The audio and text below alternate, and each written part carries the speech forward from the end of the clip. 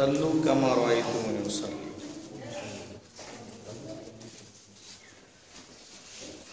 আলহামদুলিল্লাহ, যাবতীয় প্রশংসা, সুখ্যাতি, গুণগান সে মহান রব্বুল ইজ্জত আল জালাল, যিনি প্রতিটি মুহূর্তে আমাদের সকলের প্রয়োজন ঠিক মতো মিটিয়ে চলেছেন। সেই মহান আল্লাহ পাকের দরবারে অগণিত অজস্র শুকরিয়া, আলহামদুলিল্লাহ।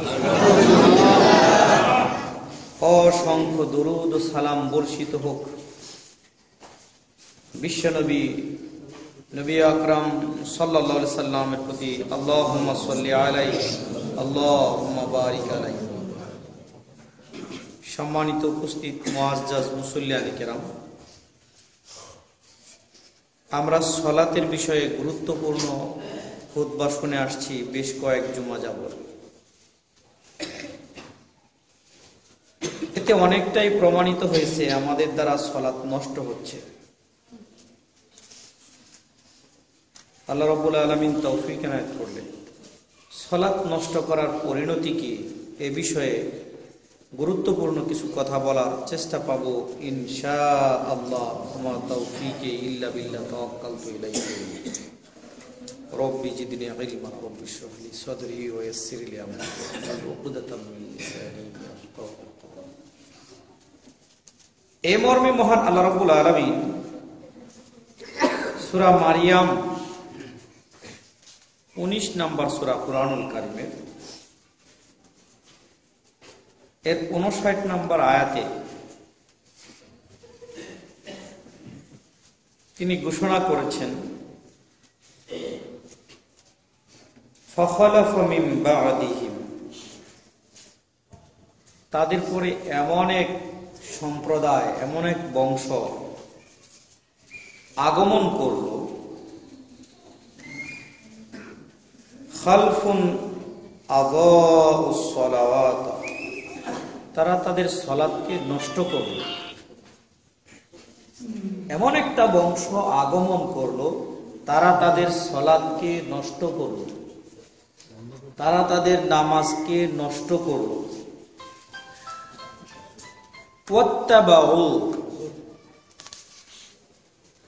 ওয়াত্তাবাউশ শাহাওয়াত ফাসাউফা ইয়ালকাউনা গাইয়া, অচিরেই তারা এর পরিণাম হিসেবে জাহান্নামকে, এই ভ্রষ্টতার জন্য তারা জাহান্নামকে দেখবে। তাহলে সালাত নষ্ট করার পরিণতি হলো জাহান্নাম।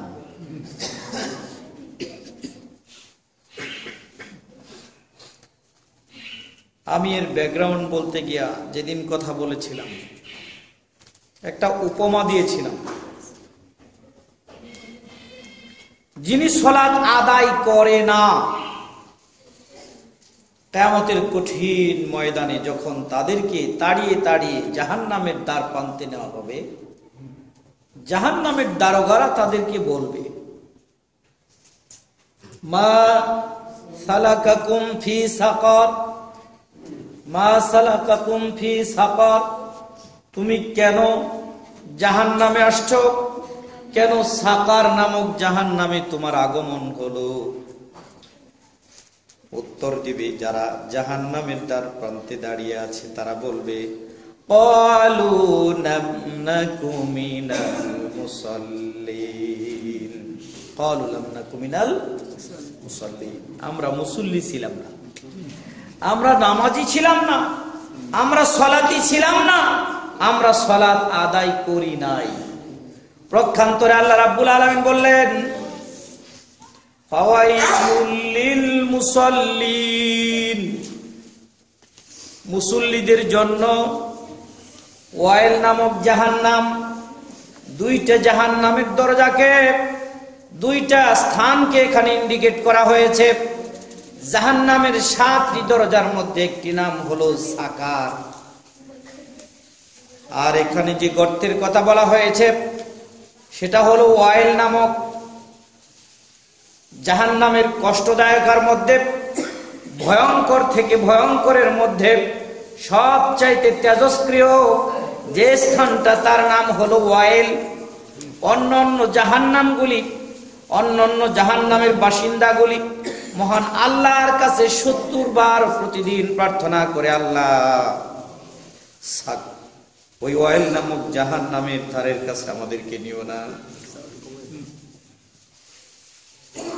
ও জাহান্নামের তাপের কষ্ট এত অধিক, এত বেশি,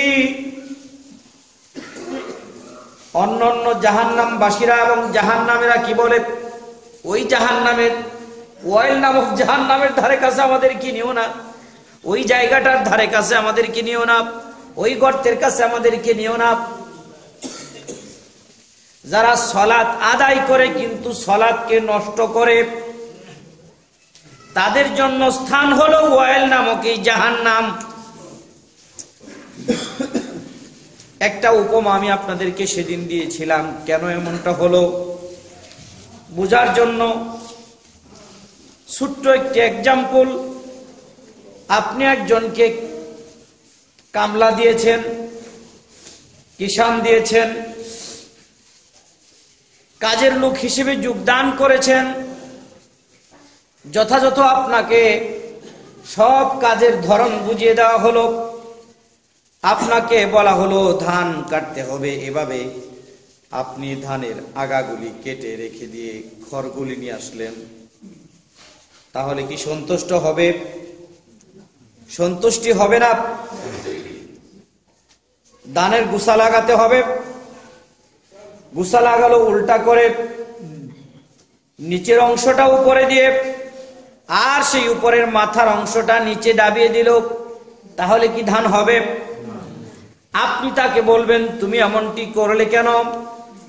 তুমি যদি না পারো আগেই না করতা, কিন্তু আমার ক্ষতি তো আমি মেনে নিব না। ক্ষতি মেনে নিবেন নাকি? কেউ মেনে নিবে না, এটা কেউ মেনে নিতে চায় না। তার চাইতে যার কাছে বলেছিলেন তুমি আমাকে কিষান দাও, তিনি দেয় নাই, আপনার ক্ষতিও করে নাই। আবার যার কাছে আপনি কিষান চেয়েছেন দিয়েছে, কিন্তু কাজ উল্টা করেছে, সঠিক মতো আদায় করে নাই, যথাযথভাবে কাজটা আদায় করে নাই। তাহলে আপনি খুশি কার উপরে থাকবেন? খুশি কারো উপর না হলেও একজনের উপর বেজার কম হবেন, আরেকজনের উপর বেজারটা একটু বেশি হবেন। খুশি কারো উপর না। আপনার কাজ আটকে আছে, কাজের লোকের দরকার, একজনে দেয় নাই তার উপরও খুশি না, কিন্তু যিনি দিয়েছে যথাযথ আদায় করে নাই তার উপর তো আরো খুশি না। বুঝার জন্য এক্সাম্পলটা একটু কাজে লাগবে। যিনি সালাত আদায় করে নাই তিনি কাফের, তার জন্য সাকার নামক জাহান্নাম অবধারিত হয়ে গেছে।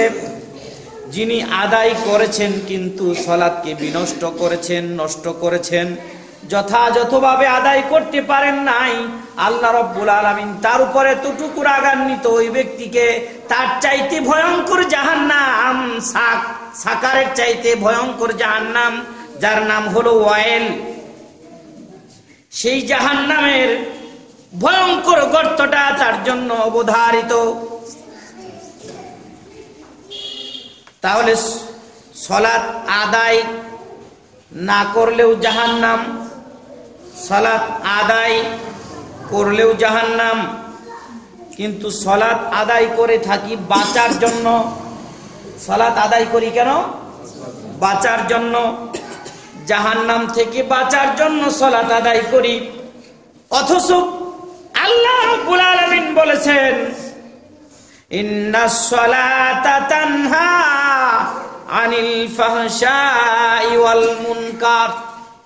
নিশ্চয়ই সালাত, অবশ্যই সালাত শুধু তোমাকে জাহান্নামের আগুন থেকে বাঁচাবে এটাই নয়, সমস্ত যাবতীয় অকল্যাণ থেকে, খারাপ কাজ থেকে, মুনকার কাজ থেকে, অমঙ্গল থেকে, অকল্যাণ থেকে, বিপদ থেকে, মুসিবত থেকে, ইহকালীন বিপদ থেকে, পরকালীন বিপদ থেকে সালাত তোমাকে বাঁচিয়ে রাখবে। তাহলে সেই সালাতটা কোন সালাত? সেই নামাজটা কোন নামাজ? কেমনে সালাতকে আমরা নষ্ট করলাম? সালাতের নষ্ট করার ধরন, নাম্বার 1, সালাত আদায় করতে হলে সর্বপ্রথম কথা হলো আপনার শরীর পাক হওয়া দরকার। শরীর পাক হওয়া দরকার। কি দরকার আছে না?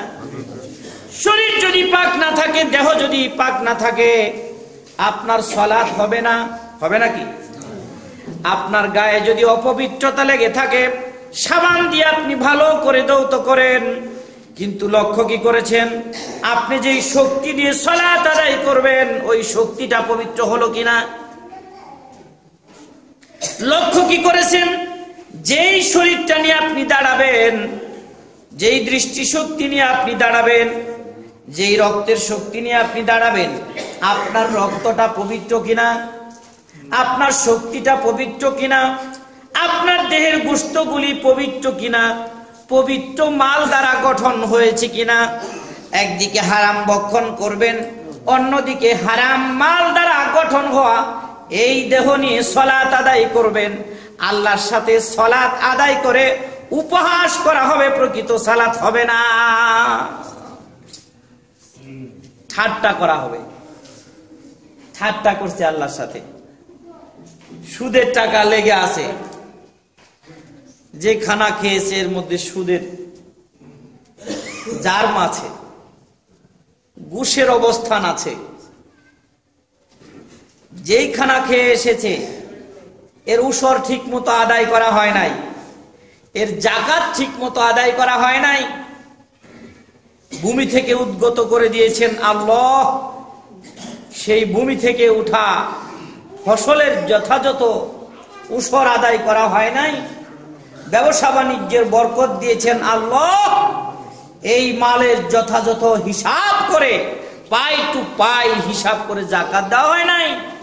এটা খেয়ে জীবন ধারণ করে এই শক্তি নিয়ে, এই দেহ নিয়ে, এই রক্ত গোশত নিয়ে আপনি আল্লাহর দরবারে হাজির হয়েছেন। কোটি কোটি রাকাত নামাজ পড়ে যদি জীবনটা শেষ করে দেন, একটা তাসবিহ আল্লাহ গ্রহণ করবে না, একটা তাসবিহ গ্রহণ করবে না, একটা সিজদাও কবুল হবে না। এর নাম উপহাস। কারণ আপনারা জানেন তা দিলে আরকান এবং আহকাম, সালাতের ভিতরে এবং বাহিরে কতগুলি ফরজ আছে না? তন্মধ্যে 1 নম্বরে আপনার শরীর পাক হতে হবে। আপনি বাহ্যিক দৃষ্টি থেকে পায়খানা লেগেছে, প্রস্রাব লেগেছে, অপবিত্রতা লেগেছে, সেখানে সুন্দর করে আপনি সাবান দিয়ে ধৌত করে একেবারে পরিপাটি হয়ে গেছেন, চিকচিক করতেছে, আপনি লোশন লাগিয়েছেন, ক্রিম লাগিয়েছেন, তৈল লাগিয়েছেন, সুঘ্রাণ লাগিয়েছেন, আপনি আতর লাগিয়েছেন, কত কিছু দিয়ে আপনি ভরপুর করে দিয়েছেন, কিন্তু আপনার এই গোশতটা হলো হারাম মালে তৈরি। আপনি রক্তটা কি দিয়ে ধৌত করবেন? আপনার গোশতটা কি দিয়ে পরিষ্কার করবেন? আপনার এই গোশতটা কি দিয়ে পবিত্র করবেন? আপনি অপবিত্র শরীর নিয়ে কিভাবে দাঁড়ালেন? একটা হলো নাজাসাতে হাকিকি, আরেকটা হলো নাজাসাতে হুকমি। হাকিকির চাইতে হুকমি অত্যন্ত বেশি কার্যকর এবং ভয়াবহ। হাকিকির চাইতে হুকমি বেশি ভয়াবহ মানে, হ্যাঁ দেখুন, হাকিকি মানে আসল, যেটা হক, যথাযথ, অবয়ব রূপ বিশিষ্ট, যেমন প্রস্রাব, পায়খানা, বিভিন্ন যেগুলি চোখে দেখা যায়, এরকম অপবিত্রতা গায়ে লেগেছে, আপনি সহ্য করতে পারেন না, সেটা পরিষ্কার করে ফেলেন। এটা হলো আপনার হাকিকি।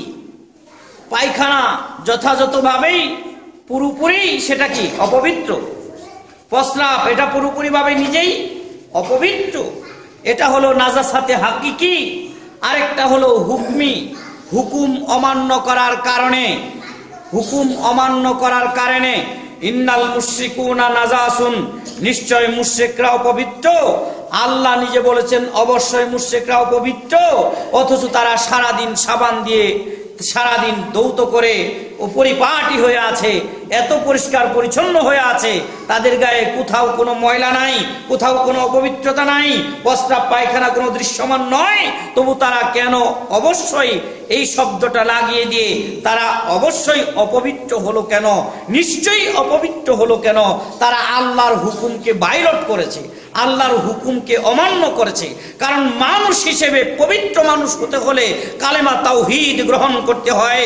আশহাদু আল্লাহ ইলাহা ইল্লাল্লাহু ওয়া আশহাদু আন্না মুহাম্মাদান আবদুহু ওয়া রাসূলুহু, এই দুইটা সাক্ষ্য যে যতক্ষণ পর্যন্ত না দিবে, কালেমা যতক্ষণ পর্যন্ত গ্রহণ না করবে, কালেমার শর্ত যতক্ষণ পর্যন্ত আদায় না করবে, তার প্রতিটি কাজে, প্রতিটি কর্মে, প্রতিটি পদক্ষেপে, তার কৃষ্টি কালচারে, আচারে বিচারে, তার কথায় বাথায়, আদালতে, তার প্রত্যেকটি ব্যবসা বাণিজ্যে এবং ইনকামে খরচে, ইনকামে খরচে, প্রত্যেক দিক থেকে যতক্ষণ পর্যন্ত কালেমার শর্ত প্রযোজ্য না হবে, কালেমার শর্ত ওর সাথে লেগে না থাকবে, কালেমার শর্ত প্রতিষ্ঠিত না হবে, ততক্ষণ পর্যন্ত এই মানুষটা আর পবিত্র মানুষ হতে পারবে না। এটা হলো হুকুমগত পবিত্রতা। আপনাকে হুকুম করা হয়েছে, আপনাকে হুকুম করা হয়েছে, ওই পুরো মানুষটাই হয়েছে তখন অপবিত্র। আপনাকে হুকুম করা হয়েছে যে আপনি যথাযথভাবে উসর দিবেন, আপনি যাকাত দিবেন, দেন নাই, সেই মালটাকে মিশ্রিত করে খেয়ে ফেলেছেন, এটা খেয়ে জীবন ধারণ করেছেন। এই খানা থেকেই আপনার এই শক্তি হয়েছে, এই খানা থেকে আপনার রক্ত হয়েছে, এই খানা থেকে আপনি হৃষ্টপুষ্ট হয়েছেন।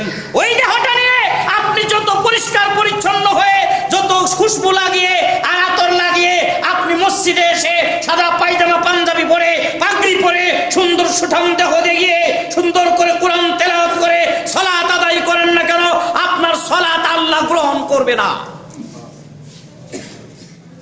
আপনি সালাতকে নষ্ট করেছেন, উপহাস করতে আসছেন আল্লাহর সাথে, আল্লাহর সাথে আপনি উপহাস করতে আসছেন, ঠাট্টা করতে আসছেন, প্রকৃত অর্থে আপনি সালাত আদায় করতে আসেন নাই।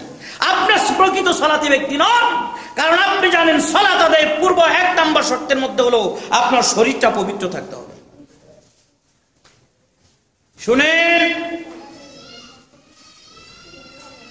নাজাসাতে হাকিকি, সালাতের সময় হয়ে গেছে, গায়ে প্রস্রাব পায়খানা লেগে আছে, সালাতের সময় হয়ে গেছে, গায়ে প্রস্রাব পায়খানা লেগে আছে, প্রস্রাব পায়খানা যতদূর সম্ভব পরিষ্কার করে, প্রস্রাব পায়খানা লেগে আছে ওই কাপড় দিয়ে, যেই জায়গাতে লেগে আছে, যেহেতু আপনার পরিষ্কার করার সাধ্য নাই, সালাতের সময় চলে যাচ্ছে, ওই অবস্থায় সালাত আদায় করলে আল্লাহ সালাত গ্রহণ করবে।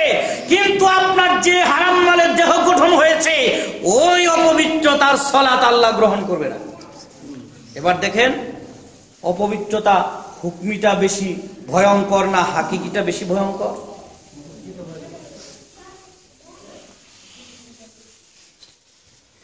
তাহলে হুকমিটা এত বেশি ভয়ঙ্কর, হুকমিটা এত বেশি ভয়ঙ্কর, হুকমিটা এত বেশি ভয়ঙ্কর।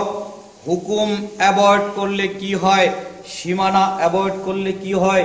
আল্লাহ রাব্বুল আলামিন বলেন, ইন্না জাহান্নামা কানাত মিরসাদা লিত্তাগিনা মাআবা।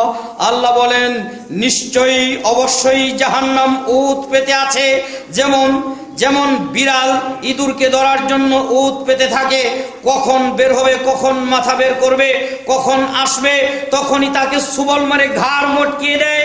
জাহান্নাম তার জন্য উত পেতে আছে, কখন তার নিঃশ্বাস বন্ধ হয়, কখন তার জান কবজ করা হয়, জান কবজ করার সাথে সাথে জাহান্নাম তাকে ধরে ফেলবে।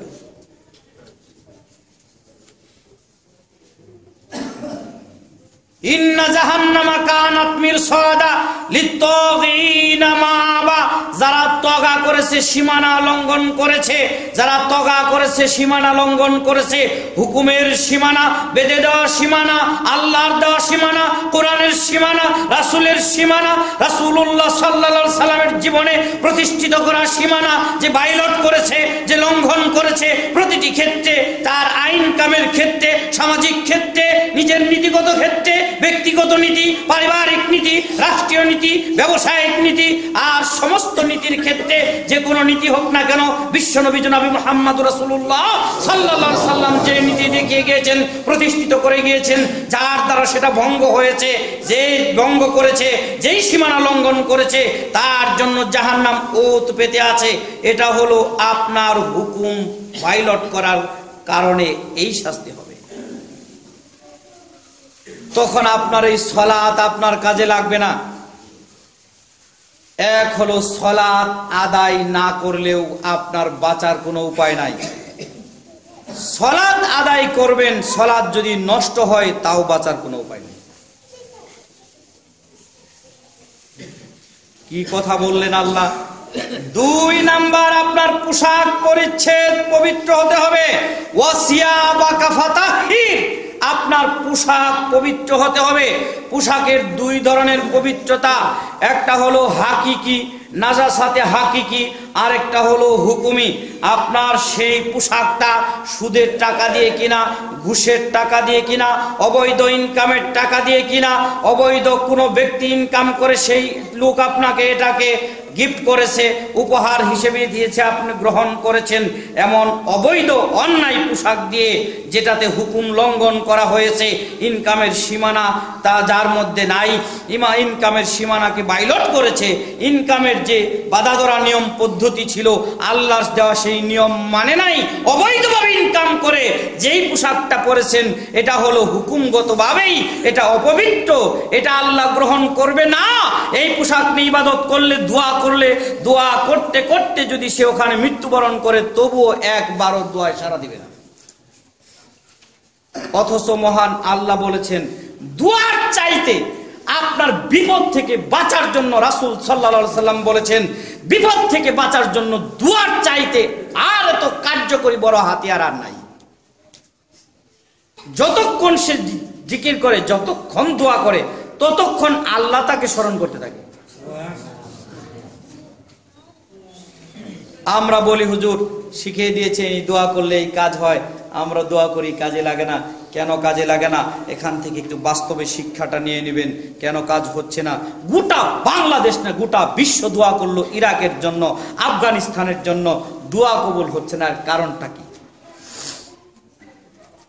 মানুষ দোয়ার জন্য ব্যস্ত, দোয়ার জন্য বাংলাদেশে পিটাপিটি মারামারি হচ্ছে, কিন্তু সে দোয়া কোথায় নিয়ে ঠেকাবে এটা কেউ আসলে একটা উদাহরণ দেয় অনেকেই, যে গরুর লেজটা উঠিয়ে দেখে না এটা গাভী না বলো, এটা বাচ্চা দিবে কি দিবে না, আমি যে আশা করলাম সেটা পূরণ করবে কি করবে না, এটা কেউ উঠিয়ে দেখে না। অথচ গোটা বাংলাদেশে ধাও ধাও করে দোয়ার জন্য আগুন জ্বলছে। কত মসজিদ ভেঙে গেছে দোয়া দোয়ায়। অথচ আসল শর্তে আপনি দেখবেন সৎ করা 2-1 জনকে পাওয়া অত্যন্ত দুষ্কর। প্রত্যেক বাড়িতে সুদের আখড়া আছে, ছেলে না হয় মেয়ে আছে, মেয়ের সংখ্যাটাই বেশি সুদের সাথে জড়িত।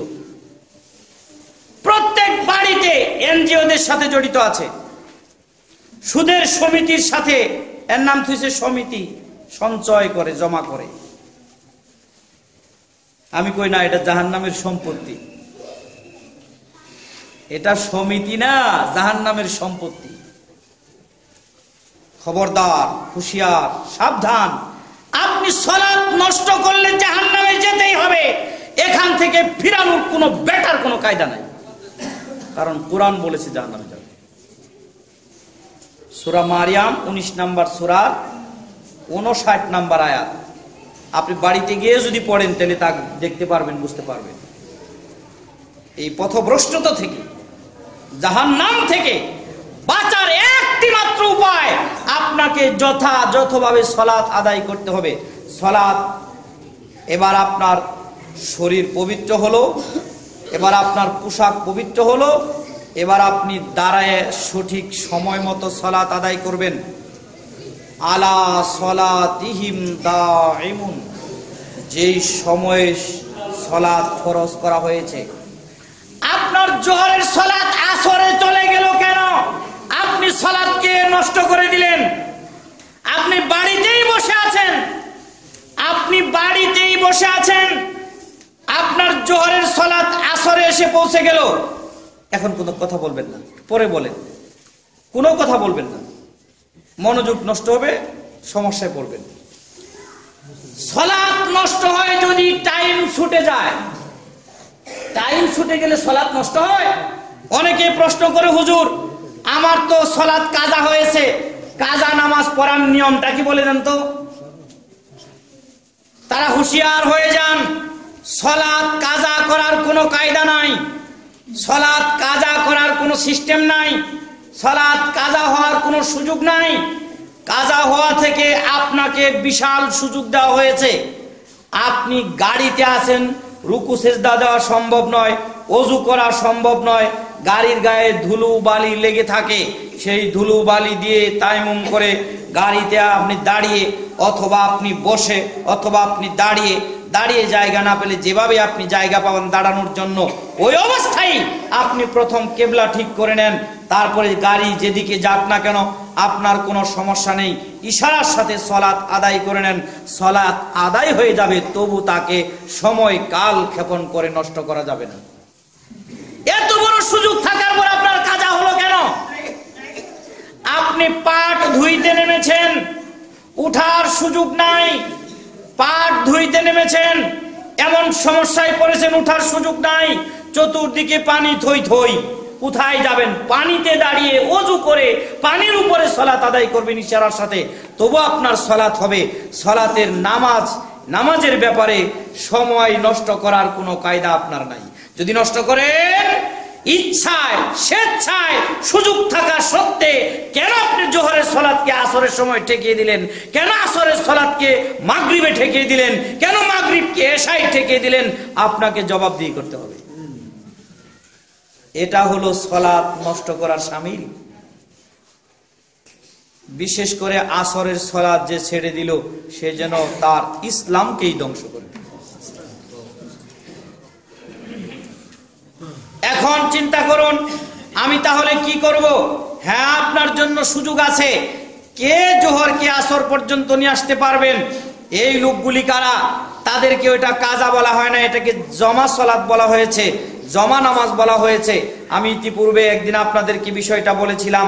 যেহেতু এইটা বিষয়গতভাবে এখানে এসেছে, আপনি সফরে আছেন, ময়মনসিংহ গেছেন, এখন আপনি যে গাড়িতে গেছেন বা আপনি ঢাকায় গিয়েছেন, এখন ঢাকা যাওয়ার পথে অথবা আপনি স্বাধীন গাড়িতে নাই, ব্যক্তিগত গাড়িতে নাই, পরাধীন গাড়িতে আছেন, সেখানে সালাত আদায় করতে পারছেন না, ধুলোবালিও পাচ্ছেন না। তবে হ্যাঁ, সবচেয়ে ভালো হলো সঠিক সময়ে আপনি জোহরের সময়েই আসরকে একটু আগিয়ে নিয়ে, আসরের সময় হওয়ার পূর্বেই জোহরকে একটু সামান্য পিছিয়ে দিয়ে আপনি দুইটা সালাত একসাথে আদায় করবেন। এটা শুধু মুসাফির ব্যক্তির জন্য আল্লাহ রাব্বুল আলামিন নির্ধারণ করলেন, তারা দুইটা সালাতকে একসাথে আদায় করবে। সেটা তাদের কাজা সালাত ধরা হবে না, এটা হলো জমা সালাত ধরা হবে। কারণ আপনি জানেন না কতক্ষণ পরে সুযোগ পাবেন কি পাবেন না, আপনার সেই জীবনের পরিসমাপ্তি ঘটে যায় কিনা আশঙ্কার মধ্যে আছেন বিদায় আপনি একটু আগে আদায় করে নিলেন, পরে কেন যাবেন? আগেই তো পারেন, এই সুযোগ তো আপনার আছে। কাজেই আপনি বাড়িতে সুস্থ অবস্থায় থেকে একটু পরে যাই, নাতির সাথে খেলাধুলা করে, পুকুরের মাছ ধরে, ক্ষেতের খামারে কাজ করে আপনি একেবারে এসে এশার নামাজের সময় জোহর থেকে শুরু করে সব নামাজ পড়া শুরু করেছেন, আল্লাহ রাব্বুল আলামিন এই সালাত নিবে না? যে এই তো সালাতকে নষ্ট করে ফেলেছে। ও আপনি এটা বুঝেন, সকালবেলা রান্না করেছেন, দুপুরে খাইতে গিয়ে দেখেন এটা নষ্ট হয়েছে, এটা আপনি নেন না। আর আপনি গন্ধ ওঠা পচা দুর্গন্ধময় নিজে ইচ্ছাকৃতভাবে কাল ক্ষেপণ করে সময়কে নষ্ট করে সালাত আদায় করে, এই সালাতটা আপনি আল্লাহকে দিতে চান কেমনে? আল্লাহ বলছেন না, হবে না। তুমি তো সালাতের চাইতে তোমার ক্ষেত্রোপণকে বেশি প্রাধান্য দিয়েছো, তুমি তো সালাতের চাইতে অফিসারকে বেশি সম্মান করেছো। কারণ যখন তোমাকে সালাতের আহ্বান করা হয়েছে, আমি এর আগেও বলেছি, পৃথিবীতে যত ইবাদতের আহ্বান হয়, পৃথিবীতে যত ইবাদতের আহ্বান হয়, পৃথিবীতে যত ইবাদতের আহ্বান হয়, সালাতের চাইতে চাইতে বেশি আহ্বান আর কোনোটার হয় না। কারণ প্রতিদিন প্রতি ওয়াক্তে আযান দেওয়া হচ্ছে, এক জায়গায় নয়, কোটি কোটি জায়গায় আযান হচ্ছে। আল্লাহু আকবার, আল্লাহু আকবার, আল্লাহ বড়, আল্লাহ মহান, হাইয়া আলাস সালাহ, হাইয়া আলাল ফালাহ, তোমরা সালাতের দিকে আসো, কল্যাণের দিকে আসো, বারবার আহ্বান করা হচ্ছে। যেটা যত গুরুত্ব বেশি তার তত সতর্কতা বেশি, যেটা যত গুরুত্ব বেশি তার তত আহ্বান বেশি, যেটা যত গুরুত্ব বেশি তার জন্য সাবধান বাণী বেশি। বারবার সাবধান করে দিয়ে আল্লাহ বলছে, আল্লাহ বড়, আল্লাহ বড়, তোমার কাজ বড় না, আল্লাহ বড়, তোমার চাকরি বড় না, আল্লাহ বড়, তোমার ব্যবসা বড় না, আল্লাহ বড়, তোমার ক্ষেত খামার বড় না। আর তুমি তোমার নিজের ক্ষেত খামারকে বেশি বড় মনে করেছো, বড় মনে করে সেটাকে প্রাধান্য দিয়ে ওই ব্যক্তির কাছে দুনিয়া, যেই ব্যক্তির কাছে দুনিয়া বেশি মহাব্বতের, বেশি ভালোবাসার, ওই ব্যক্তি ইবাদতের কোনো মজা কিয়ামত পর্যন্ত চেষ্টা করলেও পাবে না। আর যত হায়াত থাকুক না কেন, ওই ব্যক্তি ইবাদতের কি মজা জিনিস সেটা ভোগ করতে পারবে না। কারণ দুনিয়া যার বেশি মহাব্বতের, ইবাদতের মজা তার নাই। দুনিয়া যার বেশি মহাব্বতের, ইবাদতের মজা তার নাই। যেমন কোনো ব্যক্তির যদি শরীরের অসুস্থতার ব্যাগ বেশি থাকে, সবকিছু যেমন খারাপ লাগে, ভালো লাগে না, কোনো কিছুতেই যেমন মজা পায় না, যে ব্যক্তি দুনিয়া তাকে ধরে ফেলেছে, দুনিয়ার মজা যার যত বেশি, তার ইবাদতের মজা তার তত কম। আপনি ইবাদতে মজা পাবেন কেমনে? মোহাব্বত তো দুনিয়ার বেশি। অথচ দুনিয়াকে যদি আপনি উদাহরণস্বরূপ পানিকে দুই হাত দিয়ে গলা সাপটে ধরে, পানিকে ধরে কষি মতো ধরে দুই হাত দিয়ে একেবারে এমন শক্ত করে ধরেছেন, পানিকে জড়িয়ে ধরেছেন, এত শক্ত করে জড়িয়ে ধরেছেন, এক ফুটা পানি আপনি বের হতে দিবেন না।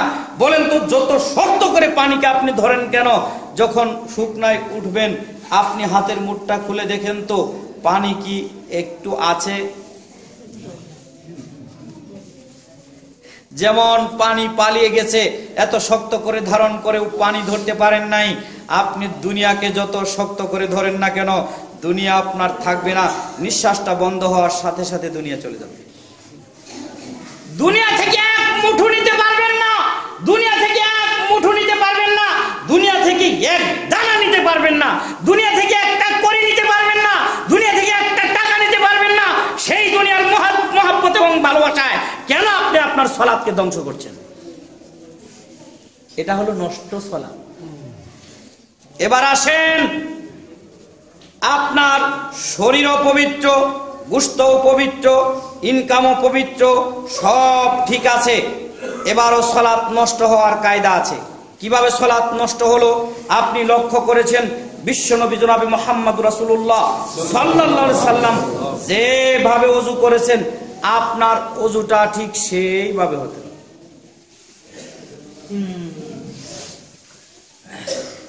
রাসূল সাল্লাল্লাহু আলাইহি সাল্লাম যেভাবে ফরজ গোসল করেছে, অধিকাংশ মানুষ ফরজ গোসল জানে না। পাখির মতো ডুব দিয়ে এসে মনে করে আমি গোসল ফরজ ছেড়ে ফেলেছি, নামাজে এসে দাঁড়িয়ে যায়। এ ব্যক্তি সালাতকে ধ্বংস করেছে। অধিকাংশ মানুষ জানে না কেমনে নিজের শরীর পবিত্র করতে হবে। বছরকে বছর চলে যায়, বগলের লুম পরিষ্কার করে না, সে মনে করে আমি ঠিক আছি। না, আপনার এখনো আপনার পুরা দেহ পবিত্র হয় নাই। প্রতি সপ্তাহে পরিষ্কার করবেন, না হয় 2 সপ্তাহে পরিষ্কার করবেন, না হয় 3 সপ্তাহে পরিষ্কার করবেন, না হয় 4 সপ্তাহে পরিষ্কার করবেন। কোনো ক্রমেই যেন অন্তত পক্ষে 40 দিন বাইরে না যায়।